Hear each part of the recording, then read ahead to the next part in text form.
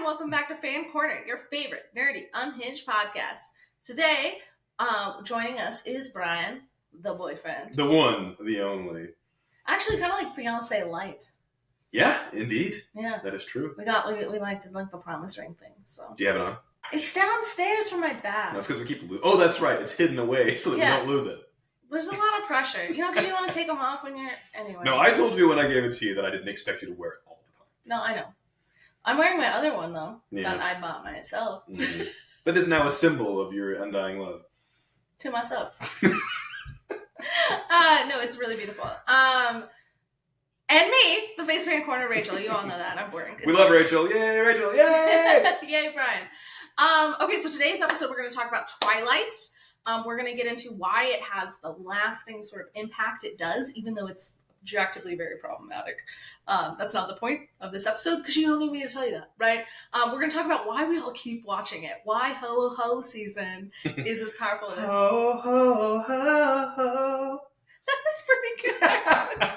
No, something that popped in my head when we decided we wanted to talk about Twilight is, I believe, in Brandon Sanderson's quote where he kind of came out in defense of different types of books in the fantasy genre. He mentioned how many people read Twilight back in the day, but then have never read another fantasy book. That's true.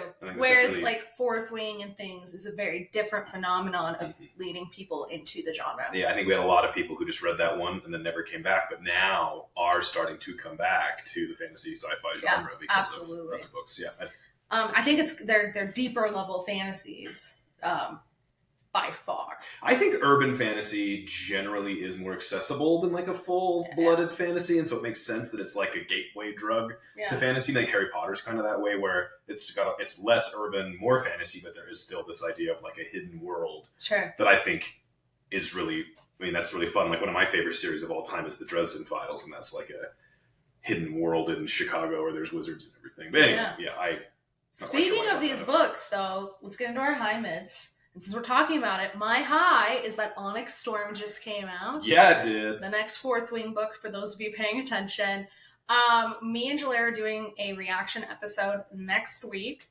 I will admit that I have not finished it yet. I did get it launch day. What? It's been out for 3 days! Sometimes I will literally just enter book comments. I'll just binge read for 24 hours straight. And I will say, so I did that recently with the Bone Shard Daughter series. You did go very hard for Bone Shard Daughter. Once I hit book 2 and 3, I just read straight. And that was exponentially faster. That hangover. Oh yeah, that was a hard day to be a Rachie. You give yourself headaches and stuff. It's just not.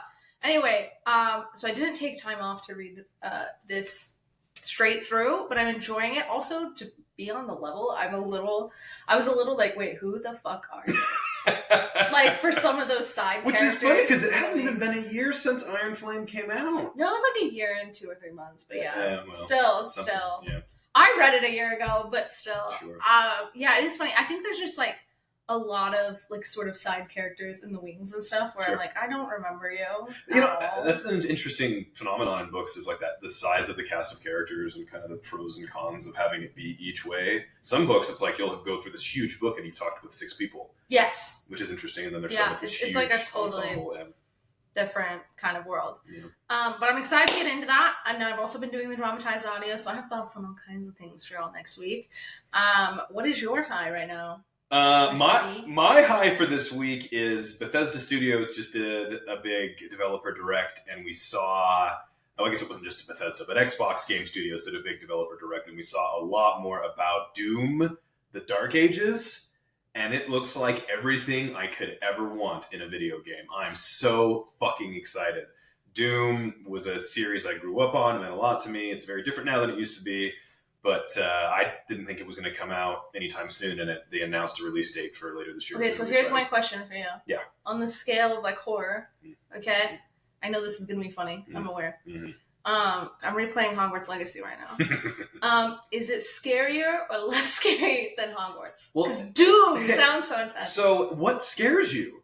The spiders. Then no, it's not as scary as Hogwarts. They're chittering. It's the chittering. So Doom, the old school Doom, I didn't play the really old ones, but Doom 3 I grew up on, and that was a very scary video. Sure. Very dark, very the enemy snuck up on you, you were very vulnerable. Doom Modern is you feel like a god. So like even though you're fighting these enemies that are objectively scary looking, you don't feel scared. Okay, so is this like a way to boost your ego to play this game? Oh, absolutely. The whole thing is like feel like a god was really funny. No, it's the entire thing is incredibly phallic. Like it's all very, I like being fantasy. Sneaky, actually. Yeah, you like sneaky games. Yeah, when I don't have the patience for them. Assassin's Creed Odyssey, my favorite freaking thing to do was to like come up behind someone and kick them off a cliff. Yeah. But you'd have to sneak to like really get a good kick. There's a lot of games. I turn the blood and gore off. No, I don't. But there's a lot of games where it's like stealth is optional on this mission, and so I'm like, let me grab my rocket launcher. Like that's a little bit more my style. All right. Well, what's your mid? Oh man, I'm really happy. So it was hard to come up with a mid. The best I've got is that it's been really cold, yet we have no snow to make it worth the cold. Which horrible. Is like it's desolate. So like literally the smog is horrible. Yeah, it feels apocalyptic when it's just cold and barren and the air is toxic. But luckily we're moving this year. Yeah, we are. For me, my mid is the state of the world. The Generally. TikTok ban last weekend and then Monday. It was cool to celebrate Martin Luther King Jr., but Monday was a hard day. But that TikTok ban, I crashed the fuck out, man. Yeah, you really were upset. And I know TikTok came back, but it's not quite the same. It's Pet Cemetery. Yeah, it's like, but it's not what you asked for when you wanted your pet to come back. Yeah, like the vibe is not quite there. So let's take a moment of silence for old TikTok. I shall miss you forever. But the good news is that means I'm going to be doing a lot more YouTube content. I've never done that before. I've been like booktuber kind of person. So if you do follow our channel on YouTube, not only will there be the podcast episodes, but I'm going to really come at this. And honestly, as we all know, I love to talk. I love to talk long about books. So you're really good at it. I think like actually giving me a platform to be so long about some of these book series like Bone Shy Daughter or whatever, Losing Wendy, is going to be really fun. I'm excited for you to be on YouTube. YouTube's my social media of choice. I spend more time on YouTube than anywhere else. I think it's just hard to find new people on YouTube. Yeah, it's a very different kind of thing. Like there's no question. So I've never found, like I have a few Potter people I follow, but. Yeah, I find new channels I like all the time, but it's in my weird boy categories, so. You also, I think you've watched so much YouTube that it knows you. Yeah, I have worked on my FYP in my YouTube account. It's just different. But yeah, I am also on Blue Sky now. Which has been going well for you. I love how we just turned the mid into a positive. I didn't want y'all to hear me just cry about TikTok. That's not our style. That's not.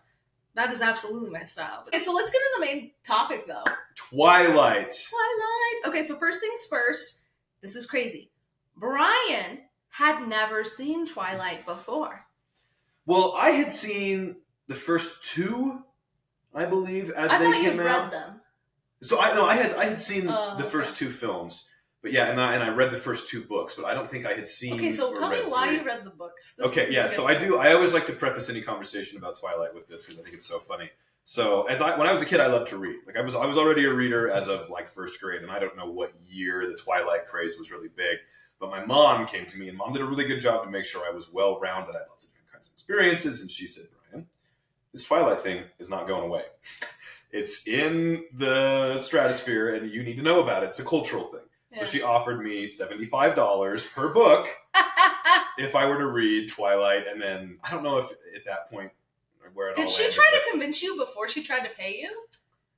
No, she offered to pay as part of asking me to read. That's wild. Yeah. So did you get paid for other books? No, just Twilight. Just because she knew I wouldn't want to read it because I was a boy. Oh, yeah. But then she wanted me to read it because she was like, this is something you need to have perspective on in order to like understand the conversation. Which I think was good parenting on her absolutely. part. And so she paid me. I read the first two. That's a lot of money. It was a lot because again, this would have been junior high. Yeah, maybe I don't really know what year it would have been. I was in middle school. So. Yeah, so I think I was a grade ahead of you, right? Yeah. So anyway, probably 7th, 8th, 9th grade. And I remember not hating them, which was kind of surprising. Hey. Yeah. I do think Stephanie Meyer has this very like clean prose. Like it's very readable. There's an episode of Parks and Rec where the whole town gets obsessed with Twilight for a little while, or the whole office does, and Tom is reading it and he's like, it's like she was staring into my soul. so crazy. Oh, yeah. I did kind of feel that way where I was like, nothing about this book on paper would be what 12-year-old or 14-year-old Brian or whatever would have wanted out of the book. Back then, romance would have been cool. It was, I would have probably called it girly. Just because girls were reading it and yeah, girl wrote literally. it. Yeah, no, absolutely. So, I don't know. That's so interesting. So, fun fact, we also realized as we were watching these, because I read all the books in middle school, and I remember the movies coming out, but it was a time where, like, I didn't go to movie theaters. Like, that wasn't something, like, I don't know, in our budget. Also, I think I lived in Georgia. Like, the movie theater wasn't, like, right there. Do you know what I mean? I remember seeing the midnight release of Breaking Dawn, so I just had assumed I had watched all the movies. With part 1 or part 2? The whole of the part 2. Sure. So I had assumed I'd watched all the movies because, like, I remember it so well. I can picture it in my cute little head. I just thought I'd watch them all. We got into movie 3, and I was like, I've never seen this in my life. Yeah, no, literally. I don't think you had seen 3 or part 1 of 4. No, I hadn't, and it was so wild because, like, I knew what was happening, but I was like, yeah, because you had visualized it all in your head when you it. read the book. You get my little visualizing girly. But I was literally like, there were some changes that they'd done, like this whole like Confederate accent that suddenly. Oh, that was great! I was like, what is happening? You know those crazy episodes of some sitcoms where suddenly it's a musical? That's kind of how it felt when Jasper like suddenly was he from Texas? He was deeply Southern, just out of nowhere, and it's like, oh, all right, yeah, we're on. And I know he didn't have a ton of lines before, but also. It was just so funny. He went from being like totally emo to like yeehaw. So, what I want to talk about. So, this series undoubtedly is problematic. There's very controlling relationships. It's very toxic. It's very pro-life at the mother's expense. I think even when I was a kid, I was like, man, this Edward guy's a creepy fuck. He's really creepy. Yeah, like I remember being like, this is supposed to be romantic. Like I think it really scarred me that girls seem to want to like that. I tried reading when it came out, because it'd been so long since I didn't reread them or anything. Midnight Sun came out, which is the pop of Edward during, I think it was 2020. And I got the book and I tried reading it. And, we can give Edward a lot of benefit of the doubt for creeping on Bella while she was sleeping and stuff. Because we're like, he might have thought she was in danger because of XYZ or like whatever. But actually, he just thinks to himself, well, I've been alive and done horrible things, so it's fine. I'm just going to do it. I don't know why I gave him a phone for that. He's thinking to himself. Yeah, he's just thinking to himself with a phone. And that was horrifying. I literally couldn't finish it. But that being said, why are we all so obsessed with Twilight? Because I think every year Ho-Ho season comes along and we're all like, it's like a vibe. It's like an aesthetic. Well, and I think an important distinction in that is that we are obsessed with Twilight the film. Absolutely an important distinction. Because nobody's just reading the Twilight book again that I've ever talked to. Maybe. There are. Yeah. But I do think it's the aesthetic of the film. The film is better than the books. Yeah, that's a rare take. Yeah. That doesn't happen very often. Well, and better in ways. All the ways. Because they got rid of a lot of Stephanie Meyer's racism, where like people, if a vampire was turned, they turned white. Like if you were a person of color and got turned into a vampire, you would turn white. Oh, that's horrible. Because that's the most beautiful thing. Oh, okay. Well, yeah, movies are better. Horrible. Yeah. The movies are just absolutely better. But, okay, so I think it's in part of what the vibe that we're all obsessed with. I think it's that blue filter they actually put over the whole film. Sure. It's vibey. Yeah, especially the first one. I don't know if I noticed it as much in the later films. That's fair. But that first one, there's just an ambiance. And I don't know. I could see, obviously it was well done. It was very aesthetic. But there may even be a degree of like nostalgia for us where it was kind of at a young age where it came out. So like a lot of it came together to make just the ho ho ho vibe. I think it's a thing. There is absolutely nostalgia, but I do think that blue filming was really fun. I also think the soundtrack is killer. Yeah, absolutely. Like the Paramore. And plot, there's not like a ton of stuff happening. Yeah. And yet it's so like iconic. And I think that makes it really fun to rewatch. The baseball scene. Oh, yeah. I've never thought in my life, you know what I want to do? I want to play some baseball. Okay? But that looks so You're fun. Like, let's go. It looks so fun. Whenever it rains, I want to go play baseball. I also think, obviously, the stunning, they filmed in, like, Portland, Forks area. It is stunning. Yeah, and it really matches beautiful. that sort of, like, angsty vibe. It's beautiful. And I feel like Ho Ho Ho season is kind of peak dry, gross, disgusting season here. That's true. And so it's like, it very starkly stands out as being very green compared to what we're seeing. Absolutely. Okay, so we love the vibes, we love the soundtrack. There's like a funny campness to it. Oh, absolutely. And I'm not like a camp person. I don't like campy. I don't like that. It's not very grounded. I think it still remains grounded, but like, okay, jump on Spider Monkey. That was hilarious. Yeah, that was almost a breaking of the fourth wall kind of thing. Like, it was so ludicrously out of place. I have literally zero idea if this is true. I have not fact checked this. I will fact check and put it in the show notes. But I read somewhere that supposedly it was during a writer's strike and that they were making up some of their lines. Yeah, they were freewheeling. But ironically, I think it's like so funny. I love it. We had a recreation of that a little bit when we were up We literally did, and it was it was at Multnomah Falls, trying to get up the trail there when he couldn't walk.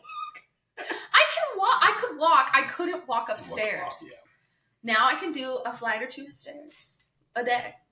So my meniscus skills is much better.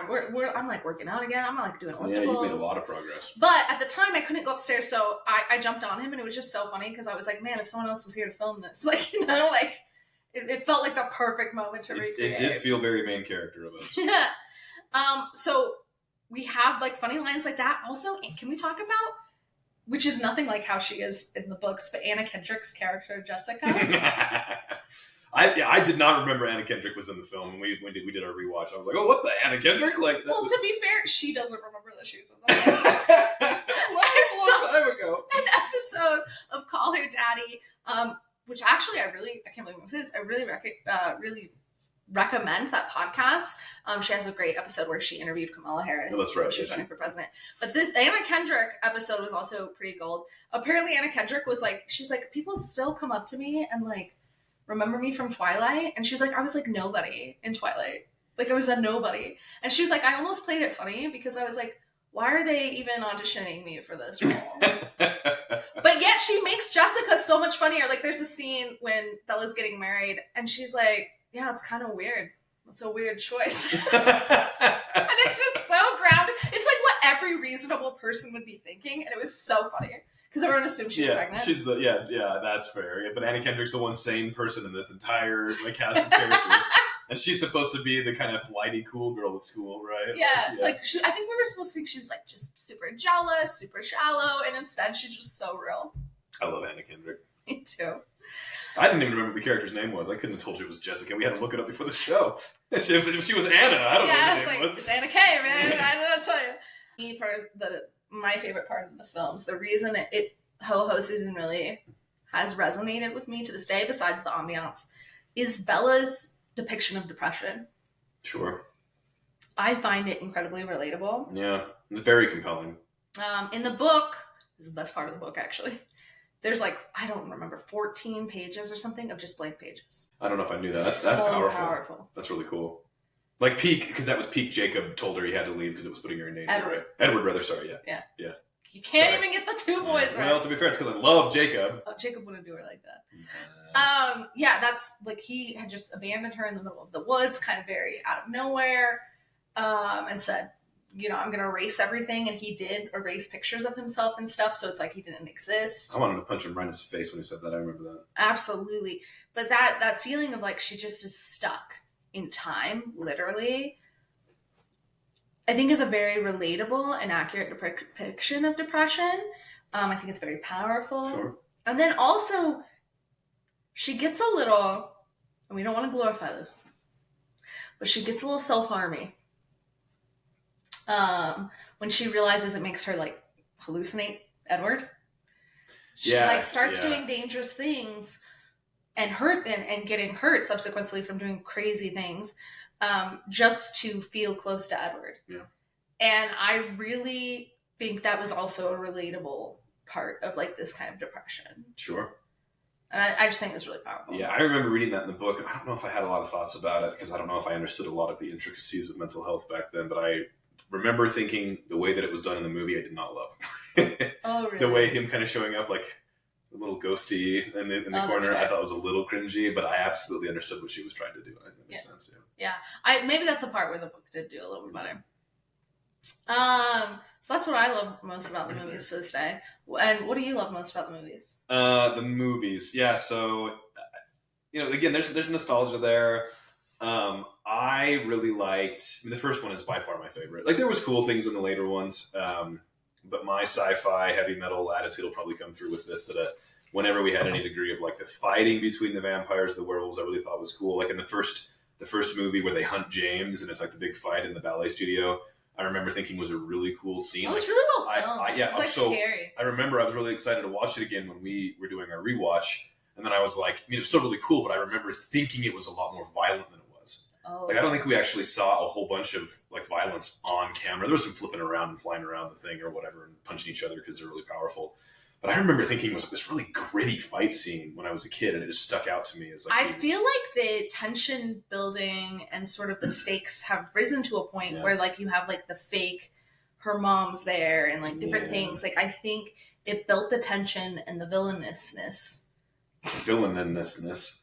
Well, it's a word, okay? Adds to the scary ambiance. James is the villain, right? Is his name? You just hated him. He was so creepy. He was such a tremendous villain.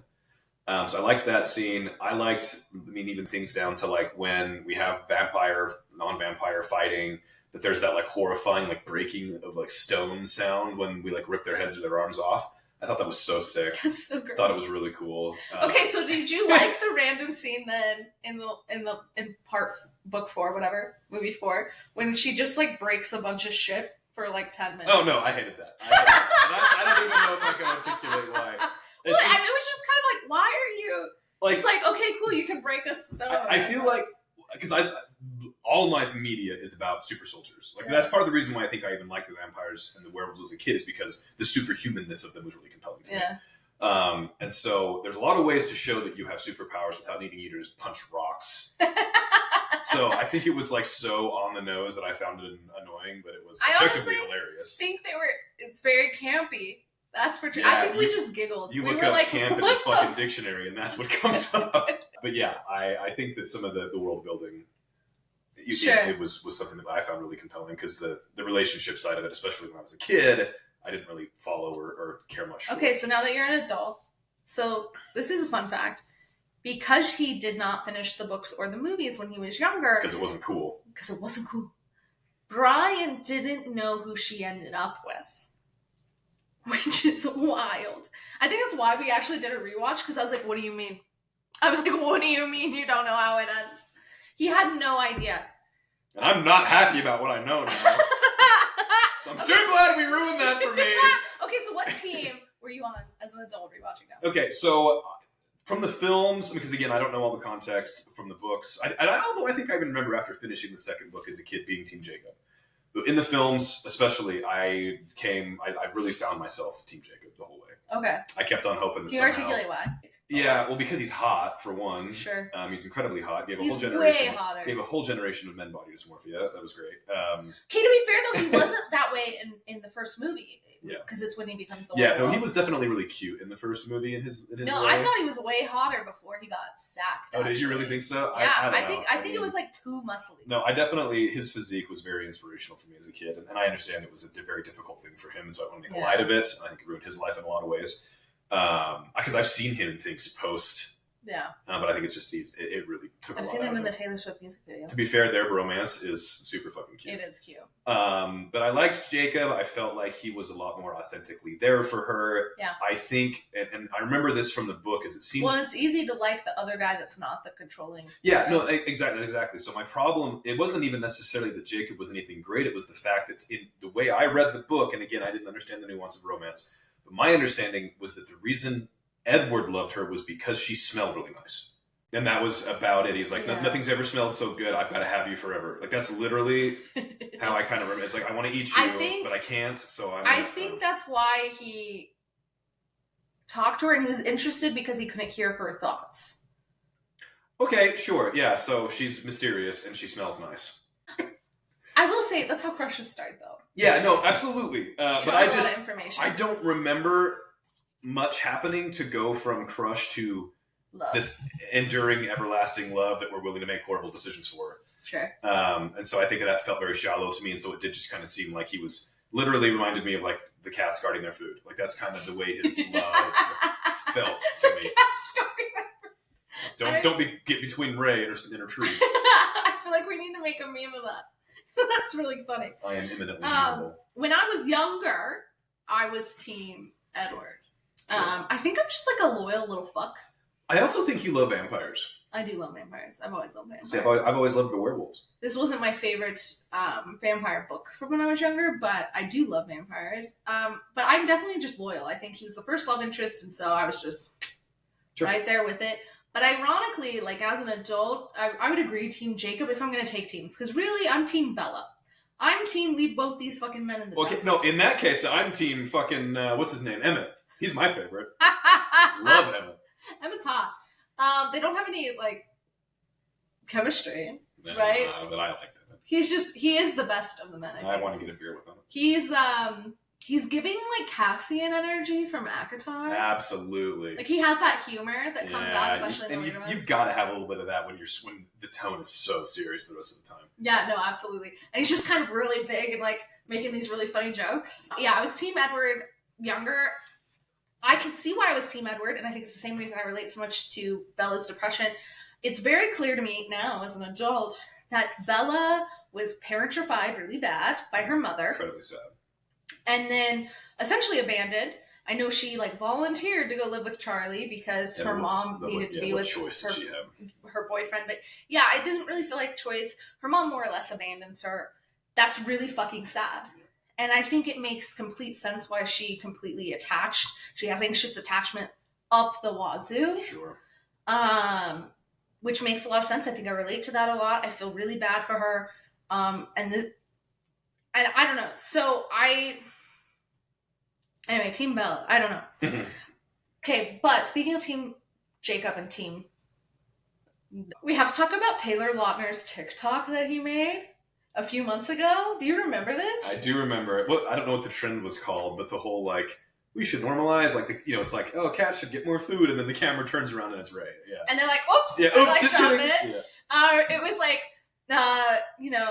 Bella should have ended up with Jacob, and it's like a filming of the screen, and then it turns around, it's fucking Taylor Lautner. So funny. And I didn't realize, like, when you're scrolling TikTok, I didn't realize it was Taylor Lautner until it showed because you don't read the name of the channel until. Why would you do that? It was so funny. Well, I think one of the funniest things about that is I think you and I sent that to each other, and then like we were checking our TikTok DMs, and we had both sent it to each other because we thought it was so funny. I think it was right when we were doing a rewatch too. It was just perfect timing, but it was literally so funny. Honestly, good for Taylor Lautner because the whole Renesmee thing was creepy and weird. I don't know a lot about him. I assume he's not problematic from anything I've heard. But he's besties with Taylor Swift. Yeah, so I mean, he's got to be a national treasure. I think. I think he has a lot of good things going for him, as much as I can tell. It's interesting, given this whole thing. I think when I say Team Bella, my headcanon is that she leaves Edward a few years later. I like to picture her living a fulfilled life later. A fulfilled vampire life. Yeah, wouldn't it be great if she went to college or something? Honestly, though. She didn't get to do any of those things. I was married very young. Fun fact. No, I was not pregnant. Since we already made that joke earlier. That was weird. You needed to. What was that? Shotgun wedding. That's what they call it when you get married because you're pregnant. Babe, that was some alt-right looking shit. It's a thing. I thought you were trying to make a joke about Charlie Swan. I was like, people aren't going to get it. No, it's a shotgun wedding. Okay, I get it now. It was not like that. I live in a state where that's very common. I went to a university where you had to be married if you didn't live in housing. I was dating a guy. I was like, well, we're going to get married one day because that's how you think when you're young. Just like Bella did. We're going to get married one day anyway, so why not get married now? Marriage that young is not the vibe. It often leads to women being in very controlling, financially abusive, whatever relationships, and I think we see that with Bella. So my headcanon is she leaves him. And it makes the films a lot more enjoyable for me if I just believe that with my full heart. So how old is he supposed to be? He was alive in the Spanish flu, what was that, 1908? Yeah, I think it's only like 200 years or something.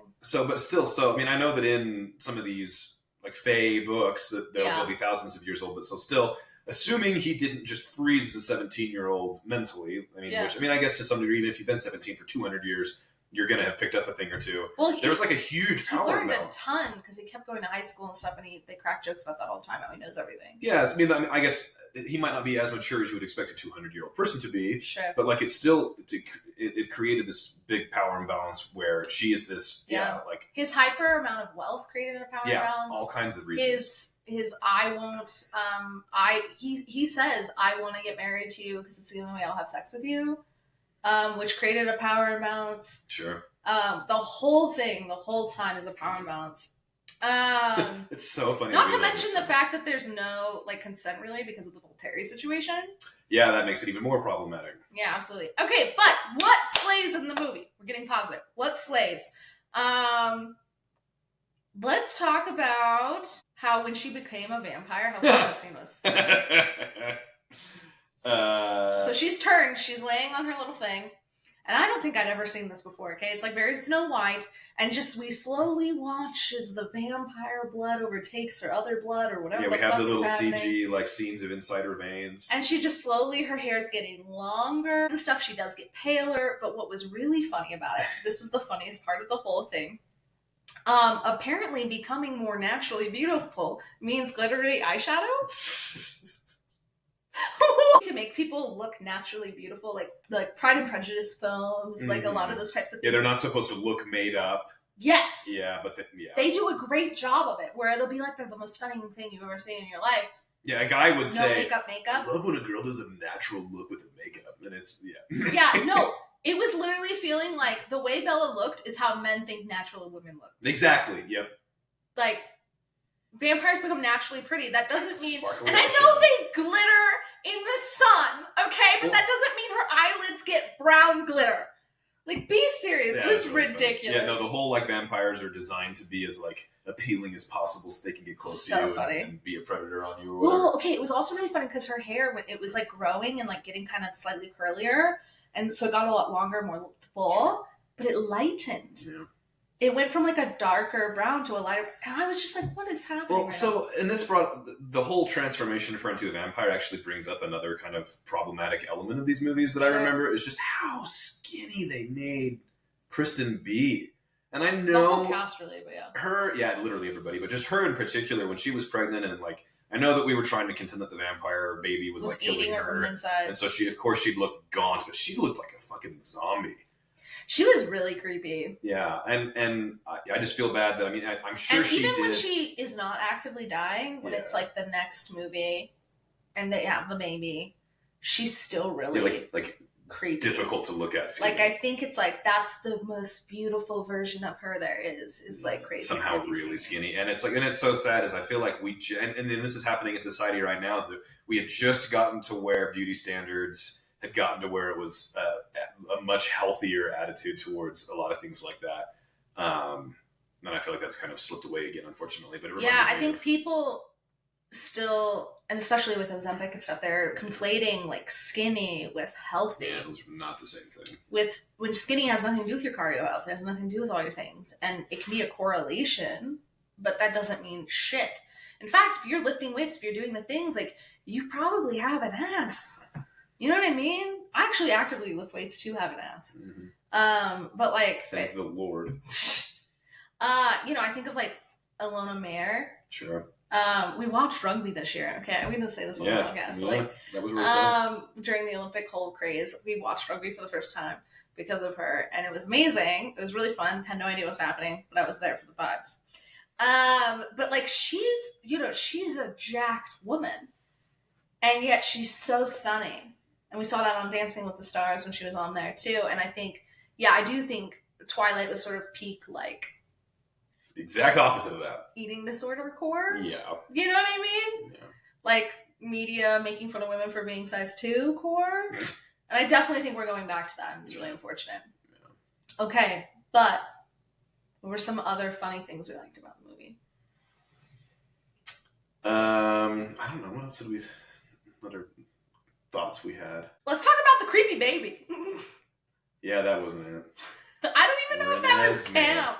It was just so funny. So Brian, because he didn't know how it was going to end, and I obviously did, the way I was just like looking over at him, because we have that whole epic scene that's not in the movie, or that's not in the books, where... Oh yeah, Carlisle fucking dies! Carlisle died. Everyone's dying! I was like, what? I was literally like... Don't kill Papa! I love Carlisle. I do think... I swear to God, they had chemistry. Yeah, I can see that. In the hospital in the first movie, sure. I swear to God, they had chemistry. Yeah. His eyes are creepy sometimes, though. All the vampires had creepy eyes. Like, it was hard for me to like. Yeah, the gold eyeball thing is it hard was just to not do. good. Yeah. But but although Alice was beautiful. Oh really? I really thought I had a big crush on Alice a lot of the time. That's cute. Not nearly as beautiful as you. Yeah, She's got a look. So we have this epic scene. I'm like looking over at Brian the whole time. But when Renesmee was born, the movie before, you didn't know that was coming either. She said the name and you were like, what? Like, it was so funny. I like some fantasy with some weird fucking names, but that was something else. Well, and then it was the creepiest baby I've ever seen in my life. Yeah, that was just unfortunate. Yeah, I think it's because they knew it was going to grow so quickly or something. I don't know what they were doing. Yeah, it was like very CG'd the whole time. Very... Like, it looked like an AI monstrosity. Yeah, AI monstrosity, exactly. Like a very poorly done... You know those websites where you can put, like, and they're really shitty and they're free? Where you put in two people's pictures and it creates, like, a creepy what their baby would look like? Yeah. That's what it looked like. Yeah, or like when you can age your own face up or down or whatever. Yeah, but it would like blink, which made it creepy. Hey, you know that? We just saw this so we're watching Jane the Virgin right now. And there's a scene where we realize who her father is, and he like takes a picture of her as an adult and like pastes it on the baby and he's holding in the picture, and it's kind of what it was giving. Just like this adult, like kind of weirdly looking face on a baby. When they beat up on Jacob for like being weirdly mated to the baby, that was funny too. Yeah, to be fair, that was incredibly strange, and even with the explanation, I still hated it. I think everyone objectively hates it. Yeah, I kind of wish you hadn't brought that up. Actually, now I'm in a bad mood again. There was a woman that I worked with at a company, and she was obsessed with Twilight. She loved Twilight, and she put together. We used to do these like department-wide hangouts. She put together this deck about why Twilight's the best films ever. Like a slide deck. Like, it was amazing. It was, I think it was a Prezi or something. It was so amazing. Prezi, yeah. It was like very well done. But literally something she talks about is that in apparently a lot of the fandom, the Twilight, like hardcore fans, just pretend that Renesmee and the whole mating. I like that. Like everyone's just like, no, we're just going to erase that real quick. Yeah, no, the last battle was just about the Cullens being able to be independent of the Volturi. Nothing to do with the baby. Done. It was a pretty intense scene, though. You know what's funny? I knew it was fake. Like, I knew that. I watched it when it came out on DVD. That one you did see, for sure. I did for sure see that. We'd gotten it on DVD right when it came out at midnight at, like, Walmart or something. And I remember, because I had read the books, I remember when I was watching it, I was like, oh my God, what's happening? They're changing the whole thing. Like, I literally thought yeah, because you knew what was supposed to happen. Yeah, because I knew what was supposed to happen. So I was like, what is happening? Yeah. It was so amazing. But what was funny is I knew it was fake. But the way I literally cried. You still cried? Yeah, you were like, did it get you? And I was like, I mean, I don't know, kind of. Like, but I don't believe anything. Once Ned Stark got his head cut off and he never came back, I don't believe anything anymore. Why don't you believe anything? Because they're going to do whatever they can to try to psych you out. So, like, I'm just like, nothing's real until it's real. Okay. I don't know. When do you decide it's real? When the credits roll. And sometimes not even then. After credit scenes. Yeah, it's like, ha! He died, but he survives! So funny. This is actually putting me in the mood to listen to some Twilight music again. Let's do it. I think it's like so fun. Hey, we got a nice overcast day today. If you can look past all the blowing tumbleweeds, there's actually a vibe. Utah's a desert, so it is not the beautiful evergreen of Twilight at all. Hey, we should go visit. Maybe we should move there. In March. And we might be moving there. True story. So we will have to update you all about all the Twilight things that we end up doing. I think, yeah, Twilight, if I was to say a last thought, it's just like, I think Twilight has just stuck with us all because it was a cultural phenomenon. Yeah. Yeah, no, I think if you found yourself enjoying Twilight back in the day and you haven't checked out a lot of these amazing books that are coming out now in the fantasy and sci-fi realm, I would highly suggest it. Oh, absolutely. I think some people think fantasies and sci-fis are just for nerds or whatever, but I think that these are they're really cool stories, very human stories. I think they're becoming, to be fair, more mainstream. Yeah, they absolutely are. Yeah, it used to be, before Marvel, you didn't want to admit you were a nerd, but I think things have really changed. Ray would like to know if you have any fan corner announcements to make. I just launched a line of black dragon earrings. They're very cute. They're very small. It was kind of funny watching me paint them. Like I had him come up to like get a video of me for TikTok. And he was like, how are you doing this? And I was like, I don't know. It doesn't even make any sense. I like Warhammer. I literally was just like, I'm going to keep, because there's spikes on his like legs and stuff. So I was like, I'm going to just move this little paintbrush until it comes against a spike. Because I couldn't see the spike. You're like feeling for him. I need like a butter light or something. So the Black Dragons have come out. Going to be doing more YouTube content. The fairy tale comes out now in about a month. That's really exciting. Which is wild. Yeah, we have like a little printed out on printer paper version where we've like folded to look like the book that we edited for the last edits for the. Yeah, I had to do the final approvals before it gets published, which is really wild, honestly. You can also catch us this year. I'll be at Rose City Comic Con in Portland in September. Yeah, you will. I'm hoping to go to Dragonsteel as well. We'll see if I do that or not. Or Dragon Nexus. Dragonsteel Nexus. That's like way too many words. I think they just call it Nexus now, to be fair. Nexus sounds like a tech company to me. It does. Like, there's, like, if you were to say, oh, I'm going to Nexus, I'd be like, oh, it's a tech thing. Like, I would completely stop listening to what you were saying. Like, if I'm being honest. So a lot of exciting stuff coming y'all's way. But yeah, that's all I have. So, tell us where we're wrong in all of our hot takes. I know we hit y'all with a lot of them. Lots of hot takes today. Like, comment, subscribe, DM us, all the things. You know the drill. And we hope you have a very magical